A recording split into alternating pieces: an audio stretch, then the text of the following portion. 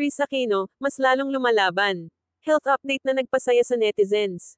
Magandang araw, mga kabuzz. Welcome sa isa na namang mainit na balita dito sa Buzz Pinas. Sa episode na ito, pag-uusapan natin ang pinakabagong update sa kalusugan ng Queen of All Media, si Kris Aquino.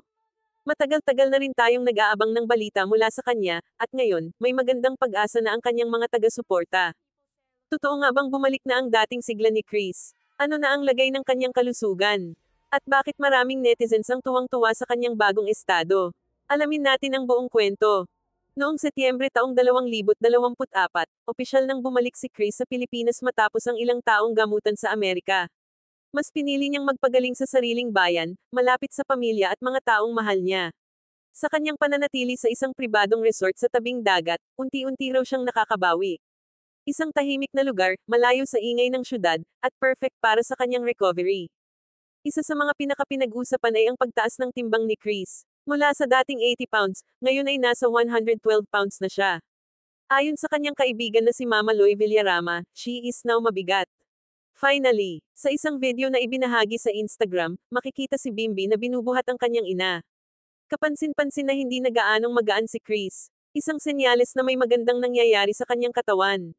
Isa pang improvement ay ang kakayahan ni Kris na igalaw ang kanyang kama mag-isa. Ayon kay Mama Loy, baka pwede na raw siyang lumabas at makita ang dagat. Pero syempre, hinay-hinay pa rin. May mga pagkakataon pa rin na gumagapang siya, pero hindi na tulad ng dati.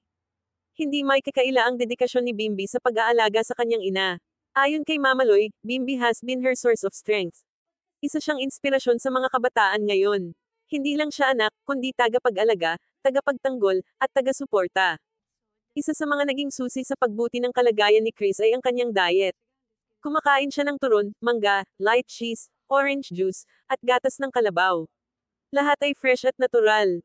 Ayon sa kanyang mga kaibigan, malaking tulong ito sa kanyang immune system. May mga kumakalat na balita na cancer-free na raw si Kris. Pero nilinaw ng kanyang mga kaibigan na hindi siya kailanman nagkaroon ng cancer.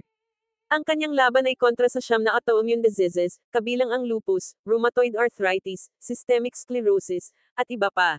Sa kabila ng mga pagsubok, nananatili siyang matatag. Ayon sa kanyang kaibigan, she is not as weak as people perceive her to be. Marami ang natuwa sa update. May nagsabi, missing your presence on TV, Miss Kris. Pagaling ka po. May isa pang nagkomento, hope it's not water retention lang, but I'm so happy to see that she's gaining weight. Ang mga ganitong komento ay patunay na mahal pa rin ng publiko si Kris. Isa siyang simbolo ng lakas, tapang, at determinasyon. Sa kabila ng mabagal na progreso, ang kwento ni Kris Aquino ay nagbibigay pag-asa. Hindi madali ang laban niya, pero hindi rin siya sumusuko. Sa tulong ng kanyang pamilya, lalo na ni Bimbi, at sa suporta ng kanyang mga tagahanga, patuloy siyang lumalaban.